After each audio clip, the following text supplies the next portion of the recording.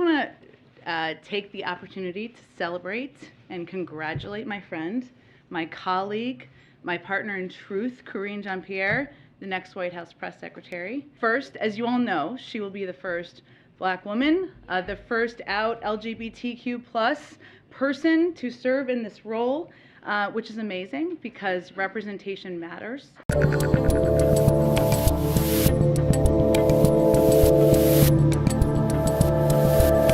That's right, people. Representation matters, and I here am representing you sane people. I'm Dave Rubin. This is the Rubin Report Direct Message. It's Monday, May 9th, 2022, and that was Jen Psaki, and she was introducing her replacement, who is going to be the chief liar. She says her partner in truth, her job is to lie, and she has done it more than anyone on the planet Earth for the last year and a half, and she will now be replaced by Karine Jean-Pierre.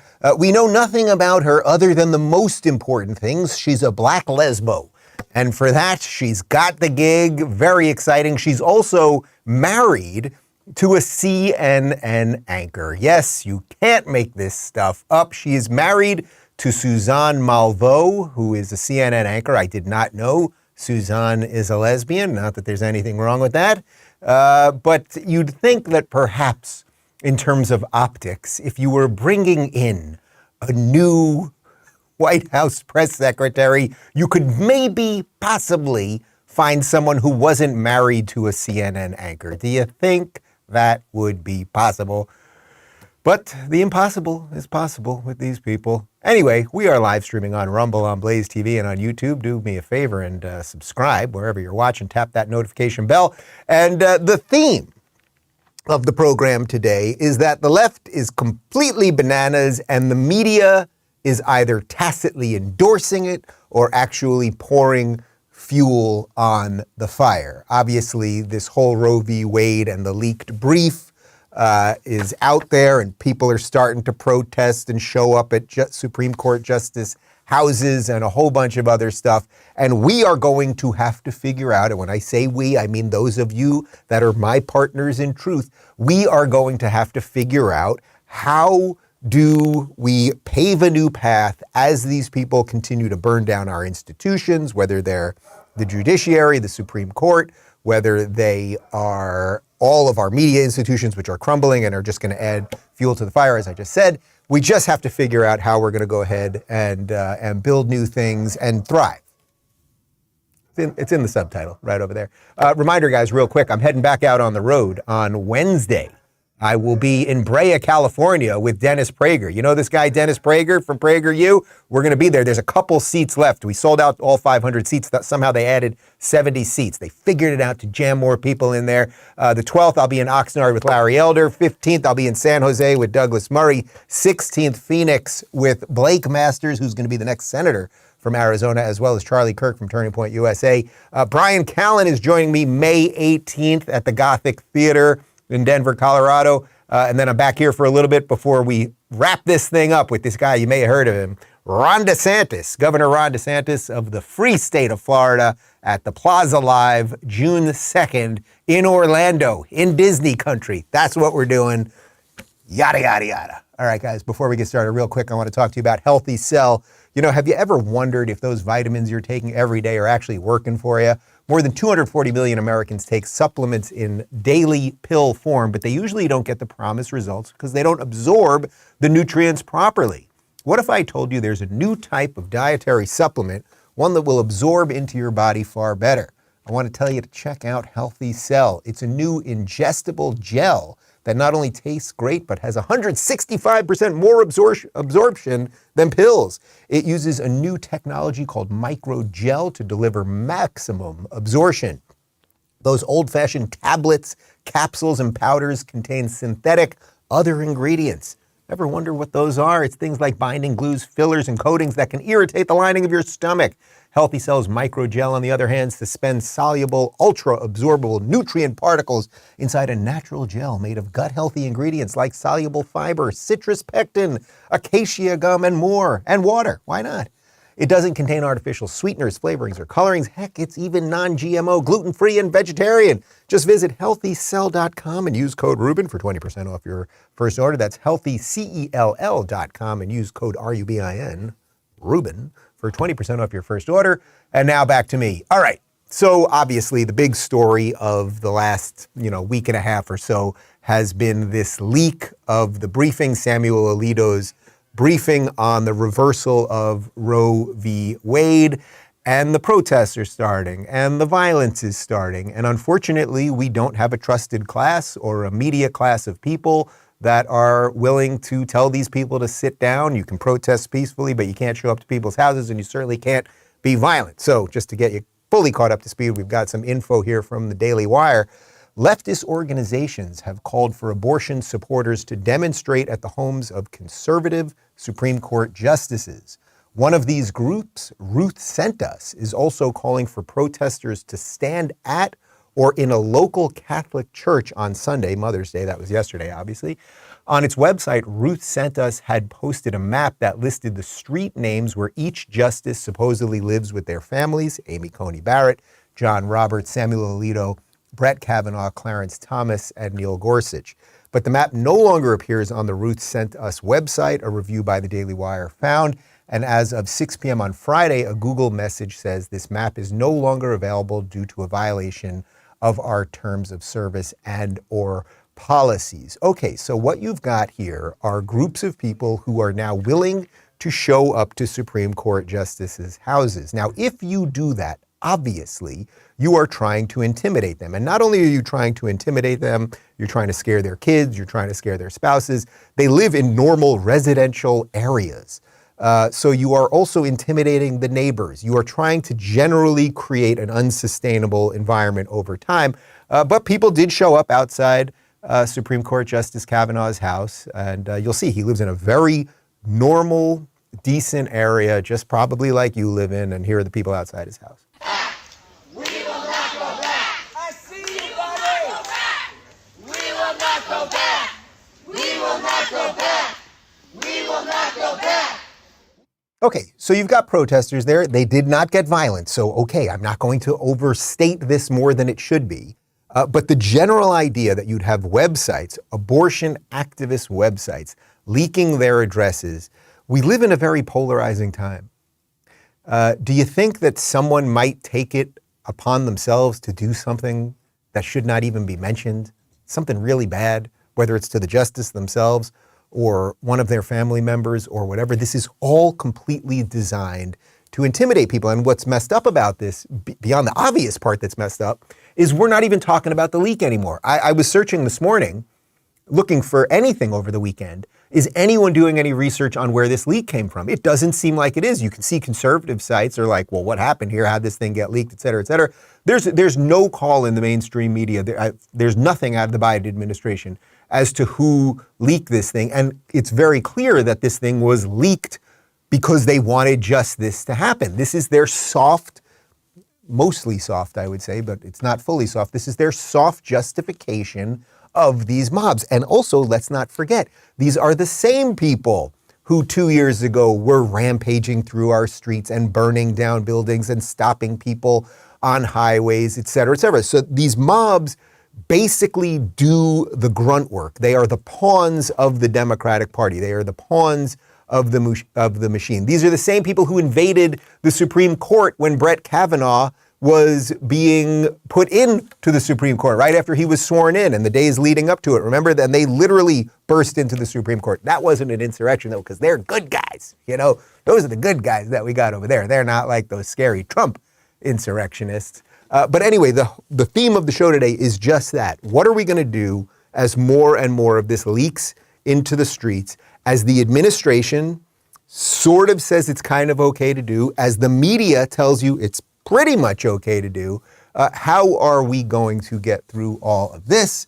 I'm going to talk to you about that right after one more ad, guys. I want to talk to you about real estate agents I trust. Buying or selling a home is already one of the most stressful things you can do, and it can be 10 times worse if you're not working with a great agent. Generally speaking, our homes are our biggest investment. I know They are for me, and that's a lot of responsibility, and you need an agent who can take that seriously. That's why I recommend Real Estate Agents I Trust, founded by my good buddy Glenn Beck. They work with only the best agents in every market. They do their homework, talking to every agent before inviting them to join their network. And here's a big one. They only work with full-time professionals, no part-time or inexperienced agents. Their team makes the intro and then follows you through the buying or selling process to make sure that you're satisfied. Partnered with The Blaze, the agents they work with have a long track record and are the best sellers in their field. They're part of this audience. They share your values, and they're almost anywhere you want to go, particularly Florida. The process is simple. Just go to realestateagentsitrust.com today and provide us with some basic info. That's REALESTATE, agentsitrust.com. Their team will contact you to make an intro to their preferred agent in your town. And now back to me. Okay, so it's not just that you've got some foot soldiers out there. And again, you are allowed to protest. You can't protest in the middle of the street, okay? You shouldn't be going to people's homes. I've never liked that. And there may be some gray area. This is what I've heard a few people say. There's a little bit of a gray area whether you can protest outside people's homes. Now, if you do it peacefully outside people's homes, I think some of this is left up to the local laws. But we just have to realize, what are we unearthing? What are we unearthing? And let's do a reverse version of the video that I just showed you. Let's say that was a bunch of right-wingers, right-wing people protesting outside the house of a lefty justice, say Sotomayor. Let's say there was a bunch of them that weren't happy with her decision and they were outside. We'd be being told that they were terrorists, that they were alt-right, they were being instigated by scary people like Tucker Carlson or Dave Rubin, et cetera, et cetera. But now it's going to basically be excused. And if you don't believe me, well, here's that Jen Psaki woman. And this is Jen Psaki on Friday, basically saying, yeah, you guys can do whatever you want outside of his house. These activists posted a map with the home addresses of the Supreme Court justices. Is that the kind of thing this president wants to help your side make their point? Look, I think the president's view is that there's a lot of passion, a lot of fear, a lot of sadness from many, many people across this country about what they saw in that leaked document.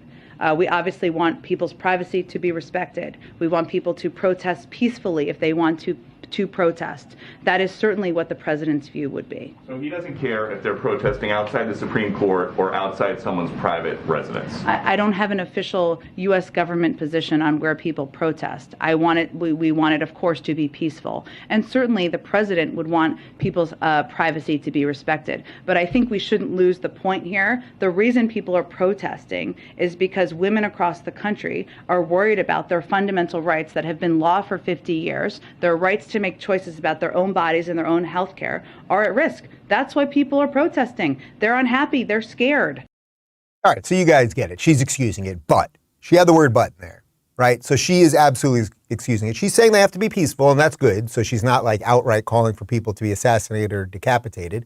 And she's claiming she's for privacy, but she is for it. Now, remember, it's just so obvious. Like, imagine if this was Ruth Bader Ginsburg's house, if she was still alive and there were right-wing protesters. Do you think Jen Psaki would be up there saying, oh, well, we just want them to be peaceful and people are upset and they have a right to do it? Like, it's just pure. It's pure, unadulterated BS. That's what it is. And you can see this. So what happens is, the lies and the obfuscation of the truth, they get laundered through the administration, and then they get out through the Washington Post and the New York Times and CNN and MSNBC and everywhere else. Here's an opinion piece in the Washington Post. This is what they had to say about protesting outside people's houses. The decisions by Supreme Court justices have a direct impact on people's lives, such as the case of Texas Senate Bill 8 denying health care to millions of pregnant people in Texas. We used to call them women back in my day, old school. The consequences of Supreme Court Justice Brett M. Kavanaugh's actions will be dire, and having protesters outside his home for one night pales in comparison with what he and his fellow conservative justices have inflicted on pregnant people in this country. I mean, this person who wrote this piece is a complete clown. She can't say women. She can't say women. And also one night of protests, well, we know these protests are going to continue. But the fact that they can't say women, and we just brought in a new Supreme Court justice who also can't decide what a woman is, right? She's not a biologist. They're just dragging us to the endless descent to hell. But don't worry, guys. You know me. We're going to have solutions here. But you can't do this. It doesn't matter if it's one night or 2 nights. Also, they're not attacking women's rights. They are just kicking it back to the states. That's all that they're doing. And if you want to get an 8-month abortion, if you love baby murder, you can go to California and Gavin Newsom will probably pay you extra for it. Here's some crazy person on CNN defending protesting outside justices' homes. And this is a question about civility. The frustration people feel is personal. But where's the line? Obviously, what we see, the apparent arson at an anti-abortion nonprofit in Wisconsin is over the line. Violence is always over the line. But there are real questions and conversations today about protests outside Supreme Court justices' houses, particularly Justice Kavanaugh. Where do you think that line is? I think for a lot of people, a conversation about civility feels like it misses the mark when constitutional rights that you believe that you had for over 50 years are about to be overturned. The justices have security. So far, all of the protests have seemed overwhelmingly nonviolent. There are plenty of protests that happen every single day in this country, around the country, at abortion clinics, blocking women from getting into clinics. And we don't cover those as if there's 4 alarm fires. And so, yes, there are going to be protests in front of Kavanaugh's house because people are angry. And as long as they stay nonviolent, I think for most of the people who are watching it, you can understand where they're coming from. Even if you may think politically it's not the right thing, you can understand sort of where that animated feeling is coming from. It's interesting trickery what they do there. First off, the host, he says particularly Kavanaugh. Now, they're really focusing on Kavanaugh. This is the guy that for, 4 months they pretended was the biggest serial rapist of all time. CNN and Washington Post and New York Times and the rest of it, they ran story after story after story how he was gang raping and endlessly raping girls in high school and college. There was never any evidence of it. None of it ever turned out to be true. But now they're still particularly focused on him. We can't let go of the fact that we made up he was a rapist. We better send people to his house. And then the woman there, what she's doing is she's playing both sides, right? Because it's sort of like, don't be violent, and they have protection, and these people are peaceful. Except, do you realize what the slippery slope here is? The slippery slope is everyone can have a reason to protest at someone's house. I could watch that video and be like, well, who is that lady? She's a public person. She's on CNN. I don't like what she said. I'm going to set up a tent outside of her house. And I'm going to get this guy and that guy and that guy. And they're going to come with me. Guys, we're not going to lunch today. No lunch for you guys. We're protesting out that woman's house, okay? You see the point? Everyone can be upset about something. Everyone can find something to be morally indignant about. Everyone can be upset that a Supreme Court decision happened or a law got passed or whatever. Once we decide as a society that what will become part of our fabric, part of our national discussion, will be that if you don't like someone, you will find their address and camp outside their house and yell and scare their kids on their way to softball, et cetera, then we got a real problem. But, ladies and gentlemen, there are some sane voices, believe it or not. They're not Democrats, but there are some sane voices. Senator Ted Cruz from Texas, who has been extremely consistent on protesting, which you're allowed to do. I think he's a constitutional lawyer, if I'm not mistaken. Yeah, he is. He is actually making some sense when it comes to how you can protest, but you can't be violent and the rest of it. We've got left-wing groups now that have published the addresses of justices. The intent of this clerk was to bully and threaten and intimidate the justices to changing their votes. And I got to say, this week it was shameful that the White House refused to condemn violent protesters threatening the families of the Supreme Court. It is disgraceful. And Joe Biden used to be chairman of the Judiciary Committee. Joe Biden knows it's disgraceful. He's literally threatening the lives of these justices by the mob they're unleashing. It's the same thing we saw with Black Lives Matter and Antifa riots, where the left embraced them, and now they're embracing mob violence to get their partisan outcome. Good to see Cruz fired up sometimes, right? Because he's absolutely right. This is the same thing. You really got to understand the BLM stuff, the Antifa stuff, although we haven't seen buildings burning down yet en masse. We're going to show you some violence in just a sec.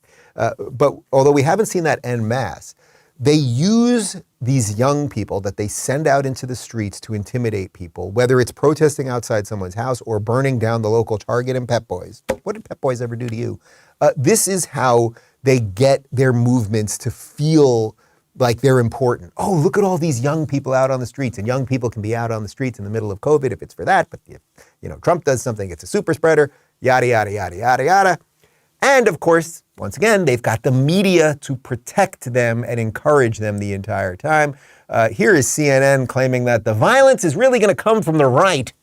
Officials are preparing for potential violence in the Capitol and nationwide after the leak of that Supreme Court draft opinion that would strike down Roe v. Wade after 50 years. Capitol Police are warning the far right is calling for violence against a religious group planning to rally for abortion rights. Law enforcement sources, several of them, tell us that they are closely monitoring social media chatter that suggests that there's a potential for violence against abortion clinic providers, abortion clinic staff, members of the judiciary. That would include the justices here, as well as members of the federal government. And what we know after January 6th and what law enforcement knows across the country is that social media chatter can manifest into actual violence. Sometimes people really do say what they're going to do.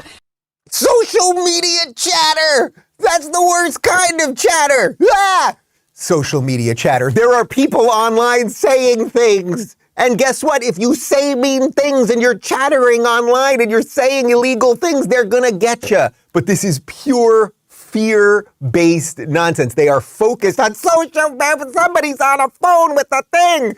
They're focused on that to make you think that right-wing people, so just try to understand the logic here. Right-wingers who are happy that Roe v. Wade is getting reversed, so it's going to go back to the states, and then you'll either live in a state that has abortion or doesn't have abortion or has some combination of some term of abortion, et cetera, they are going to start attacking the abortion people. There's literally no evidence of this, but right chatter, they're chatting. So these people are chatting, so let it be. They're chatting. Okay, it's very scary, the chatters. But there, as far as we know, has been no violence. We did find a pro-life center that had a Molotov cocktail thrown at it. Yeah, look at this. This is a pro-life center. Where is this, guys? Get me the location on this one. But literally had a Molotov cocktail. This is not the Middle East, right? This is not Afghanistan. This is not somewhere. This is in Wisconsin, okay? A pro-life center, Molotov cocktail destroyed. So this was left-wing violence at a pro-life center. But as I always say, we got to give the devil his due. We got to do some research. I'm sure we can find some, with all this chatter that's out there, guys, I'm sure we could find some right-wing terrorism. Couldn't find anybody. I like that cricket. Let's play the cricket again. There's your right-wing, that's what right-wing chatter sounds like. Well, here's right-wing chatter for you one more time. Chatter. But then, I've shown you a lot of CNN today. There's this televised mental institution known as MSNBC, and they had this woman, I mean, these people are all bananas. Just look at these people. They're all just nuts. But they had this woman, Amy Hagstrom Miller. And no matter what I'm about to show you of this woman, I don't think you should show up to her house. But by their own rules, you could show up to her house if you don't like what she's about to say. But listen to this just bananas, psycho, lunatic, crackpot. Yeah. Amy, you just heard Michelle refer to the anti-abortionists as terrorists, and she has a point because the quote-unquote people who call themselves pro-life, they achieve this through violence. There is violence, and it is terrorism, and I think it's very important for us to recognize that it is Christian extremism that is at the root of this shame and this stigma that allows laws like this to pass, that allows justices like this to be confirmed. And this does not represent the majority of feelings and beliefs of people in this country. Everybody knows and loves somebody who's needed an abortion in their lifetime. Yes, the pro-life terrorists, the people who are trying to save the babies are the terrorists. You want to rip children, 8-month fetuses out of women and then gouge on their eyeballs with Gavin Newsom and have your abortion parties. could we raise the baby, maybe figure out a place, maybe we'll put the baby in abortion, we'll put the baby in adoption, we'll figure out something. No, those are the crazy terrorists. But of course, it's the Christians. These people are insane. But remember, by their rules, you out there watching this could find her address. It could be posted on some website and sit outside of her house and scare her children. Is she married? I can't imagine anyone would marry her, that she has kids herself. Who would want to be part of that? But I would not be for that. That is the point. That is the point. But what they are doing is they are trying to ratchet up the fear. All the Democrats have. They've wrecked the economy, supply chain, gas prices, inflation, ridiculous war in Ukraine, all of this stuff. They've done the border, all the stuff that we talk about all the time, right? They've done so much bad that they need, the only thing they've got is fear and anger, and we're going to live in this time where they're going to be coming for women, and it's going to be like The Handmaid's Tale and blah, blah, blah, blah, blah. Well, here's Nancy Pelosi, and, she's using her scare tactics, although I will give Nancy a little credit. Whatever work she had done over the last couple of days, they seem to have done the fillers right. She's looking a little better than usual. Right now, instead of people going off on what the Republicans would like us to talk about, the leak, no, we're talking about your life, the life of women in our country, and how we have, again, a calibration of all of this in Roe v. Wade, and how we must have it be enshrined as the law of the land. This is a severe danger to women. It's a severe danger to the Constitution of the United States. And it's a severe danger to other rights of privacy that are in the Constitution. Okay, none of that is true. It is not a danger to women. Guys, I'm not a mathematician, but I think about half people are women. That means half of the babies are women. So you're kind of protecting some of the women. Again, this doesn't even matter what you think about abortion. But the fear, they're coming for women. They're coming for privacy. They're coming for the Constitution. This is the Constitution working. The Constitution working is constitutional Supreme Court justices looking at the decisions and making the appropriate decision. You may not like it. And again, I say this knowing that most of my audience right now, how many people that are on YouTube or Twitter or CNN or elsewhere would say something that is directly contrary to their audience? But most of my audience is pro-life. I know that for sure. I am begrudgingly pro-choice, at least for a few weeks. I would say 12 weeks. You've got 3 months, and I just believe that there is a fundamental difference between the cell splitting and the form and the brain activity and the heartbeat and all of those things. It's not to deny its life. You guys know my spiel on this thing. But we could have an honest discussion about that. We could have an honest discussion about 15 weeks that Florida's doing, and Florida passed the 15-week thing, and nobody cared. Nobody cared because it shows you that pro-life people, as personal and as closely as they hold their own religious beliefs about the nature of life, like the most existential stuff, they're showing, but we're willing to live in a society that has some room for margin, right? That has some ability to, some people are going to do some things we don't like. What we don't want is 8-month abortion. So Florida did 15. They passed this a few weeks ago. Nobody cared. I can't say nobody cared, but it was allowed to pass without major fanfare because most people saw that as a decent compromise. But Florida will now be painted, and of course Ron DeSantis will now be painted as these crazy right-wing extremists because these people lie about everything. And here is another crazy person. This is one of the members of the squad. Don't worry, it's not AOC or Ilhan Omar.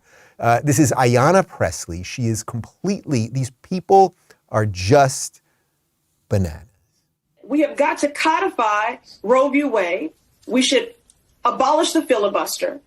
It is clear that this Supreme Court continues to obstruct the will of the people because a majority of Americans support Roe v. Wade, do not want it overturned. And the far-right extremism of this Supreme Court has obstructed the will of the people when it comes to voting rights, when it comes to housing rights, and now when it comes to reproductive freedom, justice, and bodily autonomy. So if you're not outraged, you are not paying attention. You know, the fact that 50% of those who call this country home could have our rights taken away from us, our bodily autonomy, and be forced to birth with all of the other many layered legislative, systematic oppression and denials and everything, and that we have not yet to enact parental leave, paid leave. We do not have universal child care. We have Black women experiencing the highest rates of maternal morbidity and now forced birth. And we know that it is our most vulnerable, our most marginalized, the disabled, low income, women of color, African American, indigenous, our LGBTQIA siblings who will be the most vulnerable to this. We have to legislate, organize, mobilize as if lives depend on it, because they do. What you just saw there was a mishmash of all of the buzzwords, all of the meaningless phrases, all of the conflated and confused ideas of what a progressive is. Of course, this is a far right court, because anything that happens that you wouldn't like is far right. And what she means by that is racist. And then, of course, she tells us how we're all systemically racist and that we're forcing Black women to have kids. That's the worst thing you can do to a woman, force a woman to have a kid who's pregnant. That would, oh my God, they're going to have a kid? They got pregnant and they're going to have a kid? That is just the word, forced to birth. It's far right extremism of the court. It's all meaningless drivel. And then when she's talking about and child pay and all of these things, it's like, those are the big government programs you want. That has nothing to do with how we're governed. It has nothing to do with the laws of the United States. And one more time, guys, by the way, this idea of packing the court, that is an assault on the Constitution. We have 3 branches of government. I know that your wizard, AOC, does not know that. But we have 3 separate branches. They have checks and balances to make sure none gets too powerful. So if you use your power to overpower another branch, you are in violation of your oath of office. Start impeaching these people. I'm not kidding. They're telling you we hate America. We hate the founding documents. We want to assault the Constitution. That's the thing that they swore on, most of them. I think Ilhan swore on a Quran, but most of them swore on the Bible, right? But you're really supposed to, in my view, you should be swearing on the Constitution more than anything else, because that's the thing that actually you're sworn to uphold. But these people are all bananas. And now here's the warning. Connor, do we have the warning for the people? Can we show them the warning? We've got the warning. Okay. What you're about to see here is pure bullshit. Look at the bottom. Right there. We're warning you guys because it's important that we do that. We're about to show you a clip from a program on ABC that's on right now, and it's called The View.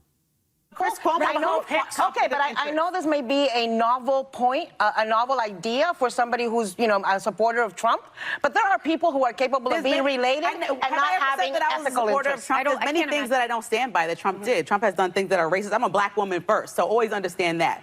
But I do say that I have many conservative values that I will talk to you about. And so if you look at your network that you're standing behind, yes, and when you look at your network that you're standing behind, you're saying that you look at Chris Cuomo. I feel like that's an oxymoron, a Black Republican. You feel like it's an oxymoron? I do. Why? Your friend right here is a Republican.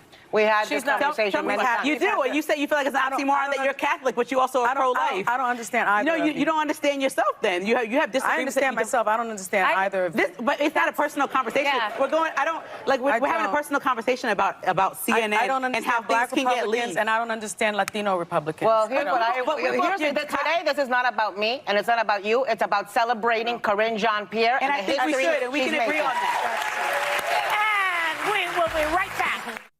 Okay, so first off, the woman who was making sense on the panel, and someone, can we send her, if we can find her address, I would like to send her some cookies or flowers or something. Her name is Lindsey Granger. And she was up there defending her beliefs. Apparently, she's a Trump supporter. She's obviously a Republican or a conservative. But think how insane this show is.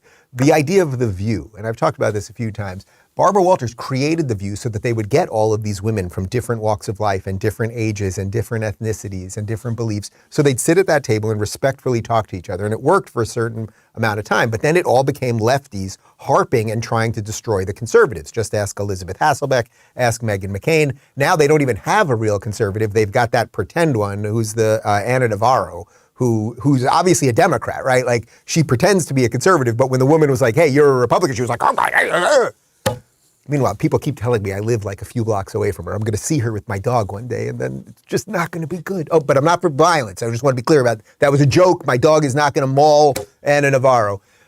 Anyway, Sunny Hostin, who is the one sitting there. Now remember, they invite this woman on the show. They invite Lindsey Granger on the show to share her views, and then they treat her horribly.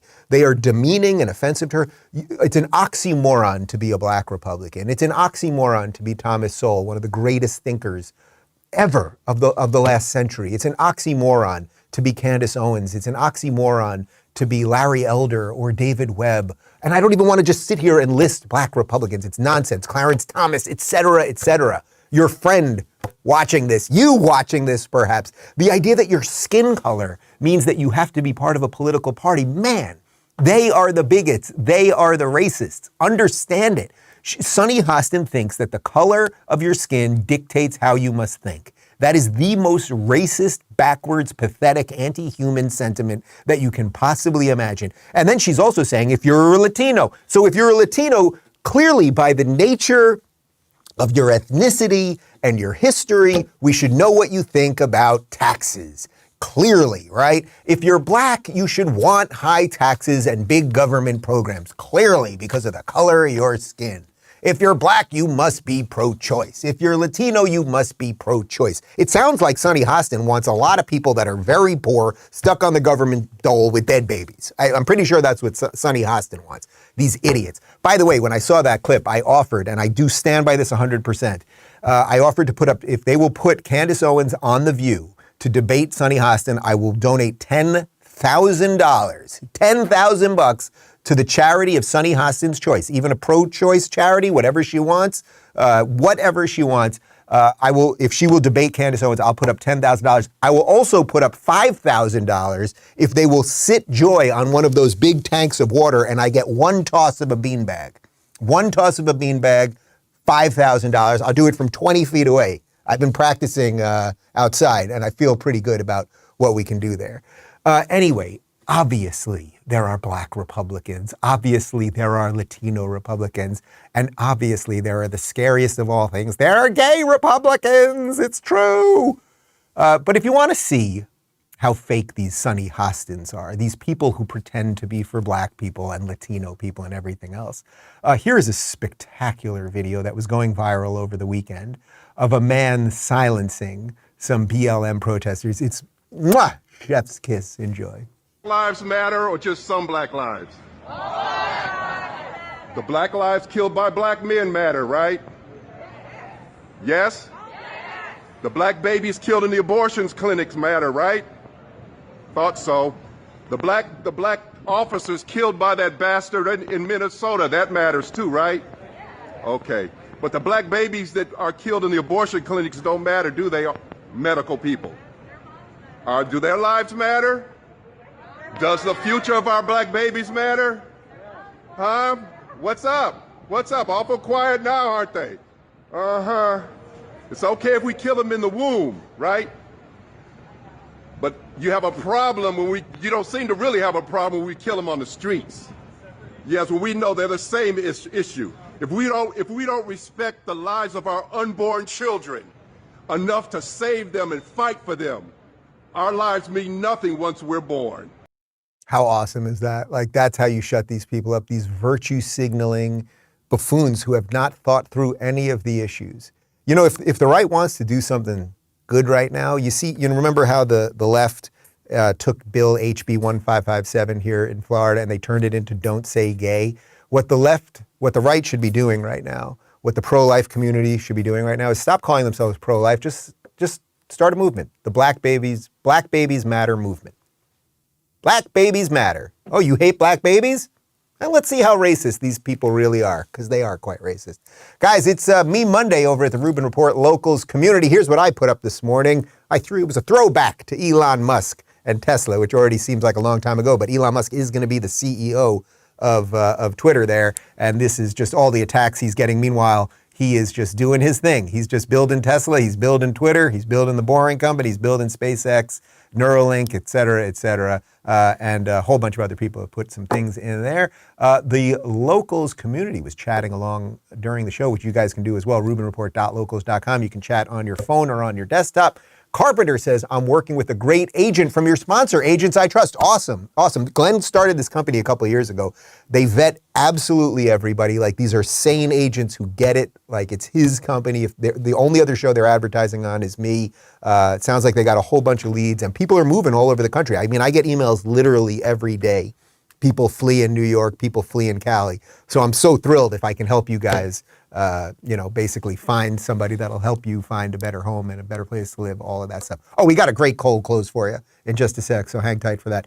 B says, I can't tell if the Democrats have double standards or none. Well, I believe it was the great Ronald Reagan who said if it wasn't for double standards, the left would have none. So, yeah, it's a little hard to say. It's a little hard to say. Jeannie says, I'm going to be at your Brea show. Woo-hoo. Fantastic. So it was a 500-seat theater. That's what we were told. We immediately sold it out.